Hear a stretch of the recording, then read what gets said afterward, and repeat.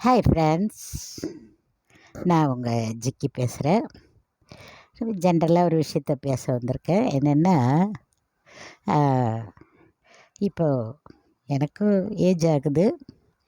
நானும் என்னால் முடிஞ்சதில்ல. நம்ம அவ்வளோதான், நம்ம கல்யாணம் பண்ணோம், குழந்த பெற்றோம், பேரம் பேத்தி எடுத்தோம், அவ்வளோதான், நம்ம இனிமேல் கட்டிலே படுத்து கிடக்கணும் அப்படின்னு நினைக்காம இல்லை, எதையோ ஒன்று பண்ணணுன்னு இல்லை, நான் பண்ணிக்கிட்டே இருப்பேன். எதையாவது நீங்கள் பார்த்துக்கிட்டு தான் இருக்கீங்க, உங்கள்கிட்ட நான் எல்லாம் சொல்லிகிட்டு தான் இருக்கேன். மிஷின் தைப்பேன், நல்லா சமைப்பேன், துருன்னு இருப்பேன், ஒரு இடத்துல இருக்க மாட்டேன், பாட்டு பாடுவேன். நான் ஸ்னோயலில் பாட்டு பாடுறேன். ஸ்னோயல்னு ஒரு ஆப் இருக்குது இல்லையா, அதில் கிட்டத்தட்ட 10,000 பாட்டுக்கு மேலே பாடியிருக்கேன் நான்.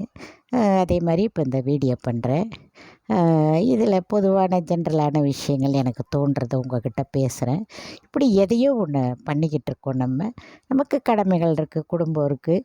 என்ன இப்போ கொஞ்சம் ஓஞ்சி உட்காந்துருக்கோம், பிள்ளைங்க எல்லாம் கல்யாணம் பண்ணி கொடுத்தாச்சு, அவங்க ஃபேமிலி பார்க்குறாங்கன்ட்டு உட்காந்துருக்கோம். பார்க்குறாங்கன்னு இருக்கல, நம்மளே எல்லாருக்கு மேலேயும் கண்ணை வச்சுக்கிட்டு அதையும் ஒரு பக்கம் கவனத்தில் போட்டுக்கிட்டு இந்த விஷயங்களையும் பார்த்துக்கிட்டு தான் நம்ம இருக்கோம். எல்லா விஷயங்களும் ஒருத்தருங்க வாழ்க்கையிலையும் நல்லதும் இருக்கும், கெட்டதும் இருக்கும், கஷ்டம் இருக்கும், சந்தோஷம் இருக்கும், எல்லாமே இருக்கும். என்ன இருந்தாலும் நம்ம அதே மாதிரி மாடியில் பாருங்கள், செடியெல்லாம் போட்டிருக்கேன். சுண்டைக்காய் காய்ச்சிது, முருங்கைக்காய் காய்ச்சிது, மாதுளம்பழம் காய்ச்சிது, இப்போ இந்த தர்பூசணி காய்ச்சிருக்கு. இப்போது நான் உங்களுக்கு அதை காமிக்கலை. மாடியில் ஃபிஷ் வச்சுருக்கேன். எனக்கு அனிமல்ஸ் மேலே ரொம்ப அதிக ஆர்வம் உண்டு. வீட்டில் ஃபிஷ் டேங்க் வச்சுருக்கேன். மாடியிலேயே அந்த அல்லிச்செடியில் மீன்கள் நிறைய போட்டு வச்சுருக்கேன். இப்படி எனக்கு இந்த நாய்கள் எல்லாம் ரொம்ப பைத்தியம். நான் நாய்ங்க பைத்தியம். இப்போ கூட என்னால் வீட்டில் வச்சு வளர்க்க முடியல. அவங்கள மெயின்டைன் பண்ண ஒரு நாயை வச்சு வளர்க்குறது ஒன்றும் சாதாரண விஷயம் இல்லை. இப்போது இந்த மாதிரி ஃப்ளாட் வீடுங்க மாதிரி இருந்தோன்னா அதிலெல்லாம் நம்மளால் எதுவுமே பண்ண முடியாது. அவங்கள கரெக்ட் டைமுக்கு கொண்டு போகணும். அதுவும் குழந்தைங்க மாதிரி தான். அது வச்சா கொண்டுதுன்னா கரெக்ட் டைமுக்கு கதைக்கிட்ட போய் நின்று அழுவும். இல்லைன்னா கொண்டு போய் அந்த டைமுக்கு வெளியில் போனால் அது போயிட்டு அது கரெக்டாக டியூட்டி முடிச்சுட்டு வந்துடும். நம்ம இல்லை திறக்கலை அப்படின்னா வீட்டுக்குள்ளே போயிடும். அதெல்லாம் நமக்கு இப்போது கவனிக்கிறது கொஞ்சம் கஷ்டமான விஷயமா போயிடுச்சு. ஏன்னா மாடியில் நான் ஃபஸ்ட் ஃப்ளோரில் இருக்கேன்.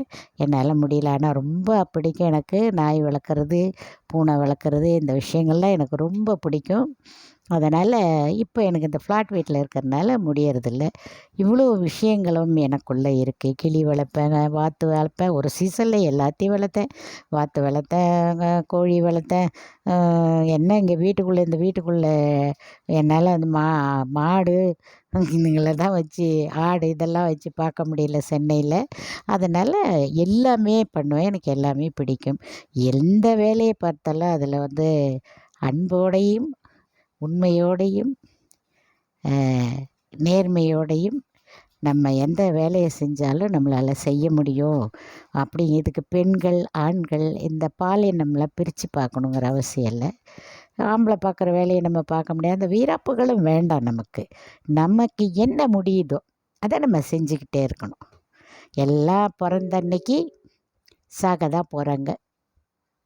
அதில் ஒன்றும் இது கிடையாது. பிறந்தா செத்து தான் போகணும்.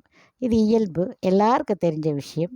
அது கடவுள் என்னைக்கு நமக்கு போட்டு வச்சுருக்கானோ அது வரைக்கும் நாம் வாழ்ந்து தான் ஆகணும், இருந்து தான் ஆகணும் இல்லையா? அதனால் அது ஒரு இதாக நம்ம எடுத்துக்கக்கூடாது. போய் என்ன உடம்புக்கு முடியலன்னாலும் சரி, போய் மூலையில் போய் படுத்துக்கிட்டு கொண்டுக்கிட்டு ஐயோ முடியல அப்படிலாம் இருக்கக்கூடாது. நம்ம இப்போ சோர்ந்தே படுக்கக்கூடாது. நம் நினைவு தவறும் வரை, நமக்குன்னு நம்மளோட சுய நினைவு தவறுது பார்த்திங்களா, அது வரைக்கும் நம்ம எதையாவது பண்ணிக்கிட்டே இருக்கணும். போராடிக்கிட்டு இருக்கணுங்கிற வார்த்தைலாம் ரொம்ப ஹெவி வார்த்தை. அதெல்லாம் போராடுறதுக்கு நம்ம என்ன வாரிலையா நிற்கிறோம்? அதெல்லாம் இல்லை. யூஸ்வலாக ஒரு ஆணும் பெண்ணும் எல்லாம் அவங்கவுங்களும் இதை செஞ்சால் தான் வாழ முடியும்னு ஒரு வழிமுறைகள் இருக்குது இல்லையா? வாழறதுக்கு ஏதாவது பண்ணித்தான் ஆகணும். எப்படி நீங்கள் சும்மாவே சாப்பிட்டு தூங்க முடியுமா? யோசிச்சு பாருங்கள்.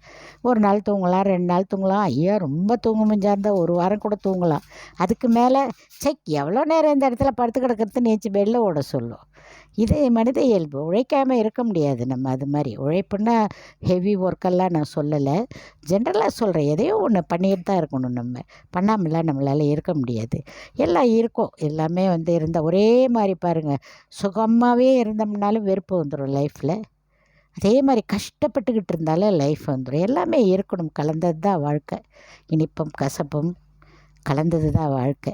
அதனால் எதையோ ஒன்று நம்ம பண்ணிக்கிட்டு இருக்கோம். அது மாதிரி ஏன் இவ்வளோ நான் பேசுகிறேன் அப்படின்னா, நீங்களும் உங்களால் முடிந்த திறமைகள், நமக்கு வயசாயிடுச்சு, நம்மளால் என்ன பண்ண முடியும் அப்படின்லாம் நினைக்காதீங்க.